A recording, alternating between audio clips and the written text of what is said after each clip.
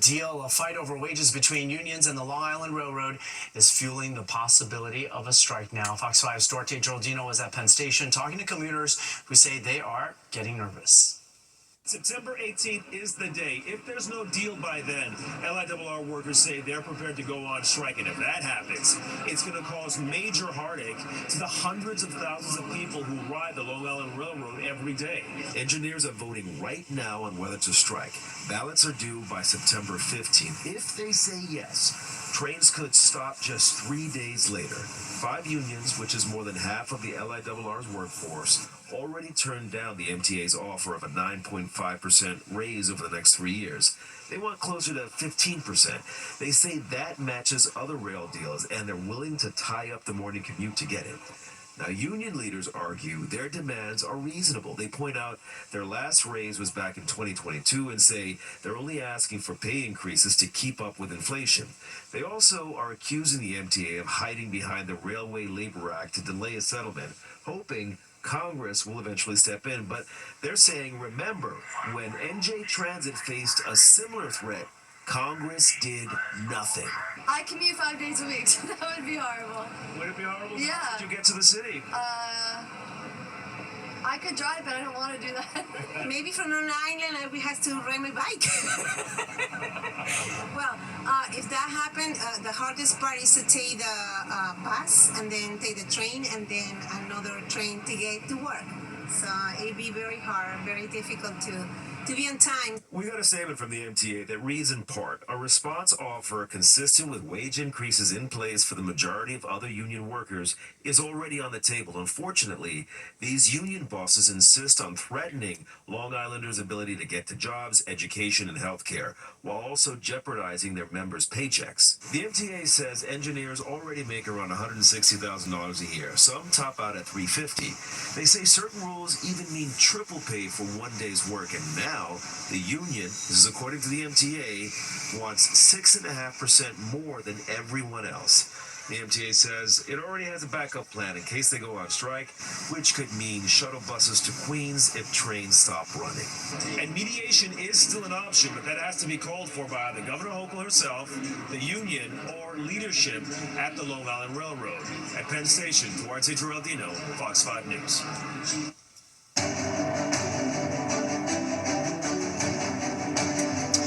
Race for New York City mayor, the most recent polls are showing that Democratic nominee Zohran Mamdani still holds the lead in the general election. However, several prominent New York Democrats, including Senator Chuck Schumer and Governor Kathy Hochul, have yet to endorse him. The governor was asked about this today on Fox News Sunday, and this was her response. No, there's been so much speculation about what I'm going to do. I think the bigger question is what the voters of New York want to do. I vote in Buffalo, New York, just for the record. I'm not in New York City. I'm here part-time. But listen, it is up to the voters, and there should not be outside influences on this decision. From the White House on down, let the voters of New York decide. Governor Hochul went on to say it is also her job to work with the next mayor of New York to create jobs and to make sure that the city is safe.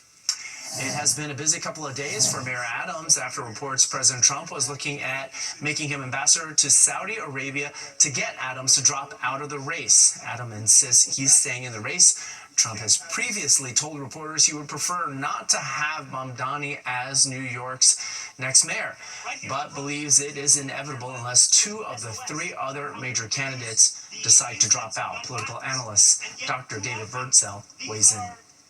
Looking to see if the mayor chooses to lead the campaign. If this does become a 2-person race, which would also require a move on the part of Curtis Sliwa, very close to John Katzimatidis, who has been very clear that he would prefer to see Andrew Cuomo be the person carrying the banner against Zohran Mamdani and the left wing of the Democratic Party. We'll see where that winds up.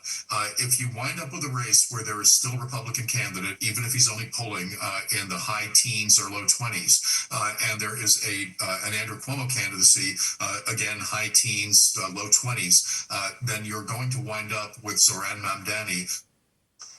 If you want to be up to date on more in-depth discussions on the race for mayor, keep it right here for Politics Unusual at 6:30 on Fridays. You can also catch Battleground NYC.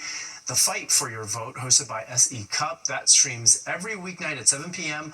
on the Fox local app, and you can also see it anytime you want to. It's on demand from now until Election Day.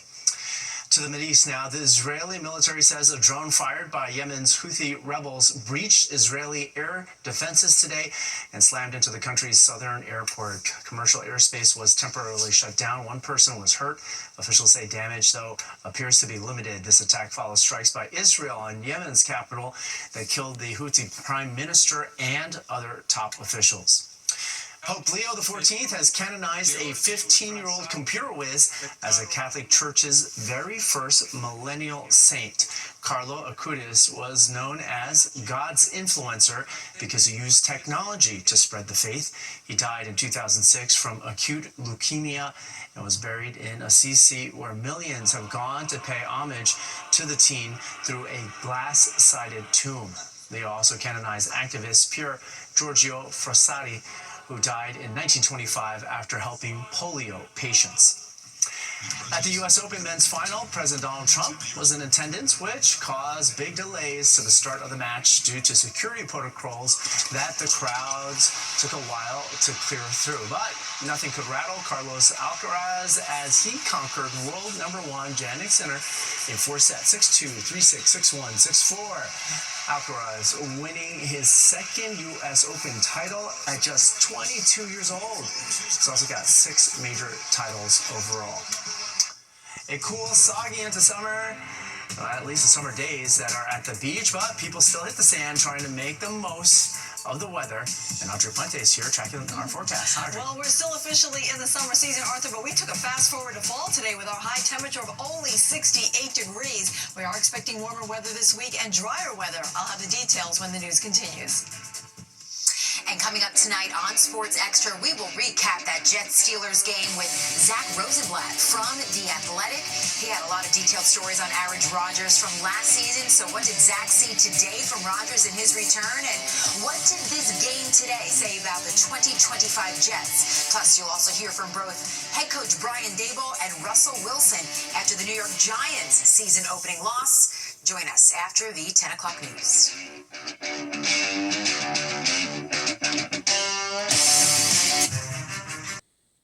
You're watching the 10 o'clock news. As Audrey pointed out, summer's not over yet, but it was a curtain call for city beaches and pools. They are closed for the season. But Fox 5's Meredith Gorman shows us it would take more than a gloomy day to keep people from getting their last day in on the sand. It's the unofficial end of summer in New York City. Sunday was the final day beaches and outdoor pools are open. And over in Coney Island, even with the cloudy skies, some visitors still came out to enjoy the sand, the water, and everything else the boardwalk has to offer. Well, based on the weather, it's time, but it's going to be nice tomorrow. But you've got all the kids back in school, so no reason for people to come to the beach anymore, I guess. The city's beaches stretch more than 14 miles, and nearly 80 public pools gave New Yorkers a chance to cool off all summer. Lifeguards wrapped up their shifts on Sunday, with crews now packing up until next season. Swimming may be off limits starting Monday, but the beaches remain open for walks and runs. For many people at Coney Island today, it was one last chance to soak in summer before the long wait for next year. This is the start of our season when there's no people on the beach. Well, it's the last day of the lifeguards, so, the lifeguards are amazing, and I'm going to miss the lifeguards. But a whole bunch of us swim year-round. My parents came from India. I'm living here, so I'm just going around here.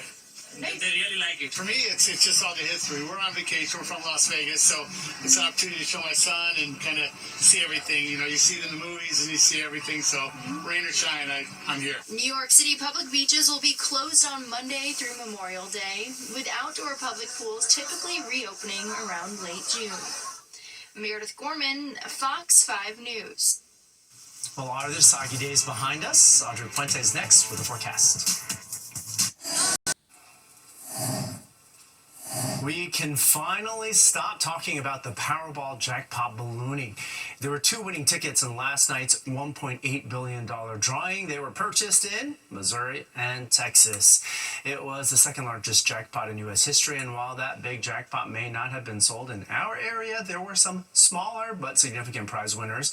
2 individual $1 million tickets were sold in New York, and another one was sold in New Jersey. Audrey Puente is here with our forecast, and we've hit the jackpot when it comes to the weather this week, it Well, seems. we will this week for sure. These are different kinds of numbers, though, Arthur. Today's high temperature was a little bit below average for this time of year, only 68 degrees. This morning we start off with a cool 59. Normally we should be about 79 and 65, but we've been as hot as 101, but that was, well, a long time ago, back in the 1800s. Right now we're sitting with temperatures mostly in the 60s, some 50s being found up in the Hudson Valley, like in Poughkeepsie, Monticello, and over towards Sussex. We're at 66 now in the city. It's 64 in Islip and 60 degrees exactly out towards East Hampton. Now, all of these temperatures are running a bit colder than they were at this time yesterday, but tomorrow we should fare much better with our numbers because we'll have more sunshine, and that will help warm things up. Our dew points have come down significantly since yesterday when we were soaring through the 60s, close to 70. It was feeling very humid outside. It still feels a touch more humid out towards the east end here, but you can see to the northwest we have a drop in the numbers here. That's a reflecting refreshingly dry air that's kind of pushing into the region tonight. Winds are nice and light. They'll stay that way for the rest of the evening. Not much is happening on the radar compared to this morning where we had a lot of rain coming through. Most of the rain was east of the city here across Long Island, Connecticut, and the Jersey Shore. It was definitely not a beach day in any of those areas, but if you were in the Catskills today or up towards the Hudson Valley, the Poconos, you definitely saw more in the way of sunshine. But now we're seeing the clearing line working east here out towards the east end of Long Island. You may still have some cloud cover tomorrow morning. However, we will break into full sunshine throughout most of the tri-state area as we start off our week ahead here. High pressure is coming in from the west. That's going to bring us a really nice stretch of weather as we go into this week here. We're not expecting any major storm systems. There's been a cold front that's been draped over South Florida. It's actually going to turn into a stationary front. It hasn't actually made much movement over the last several days. An area of low pressure is going to ride along it over the week, and by Wednesday it will spill some cloud cover into our region. But in the meantime, we're expecting plenty of sunshine to start out our day on Monday. It'll be with us till it sets in the evening. Tuesday, more of the same. Again, high pressure in control, so we'll have a sunny start, a few high thin clouds towards the afternoon. And then on Wednesday, we'll start to see clouds begin to creep in. They'll move in from the coastline, and it's all part of that stationary front I just mentioned. This area of low pressure is going to ride along it, allowing for those clouds to spill in for Wednesday. But I think we're going to stay rain-free. We'll be rain-free tonight, and it's going to be chilly in some of the suburbs where we'll drop down into the 40s north and west. And then tomorrow, once the sun comes out, it will help warm us up into the low to mid-70s, which is actually a little bit below normal for this time of year. We have a really nice week ahead, with the exception of Wednesday and the cloud cover that we'll have. We're expecting rain-free conditions and nice temperatures all week long with plenty of sunshine, and we'll take that good weather right into next weekend. Stay tuned. More 10 o'clock news will be back right after this commercial break.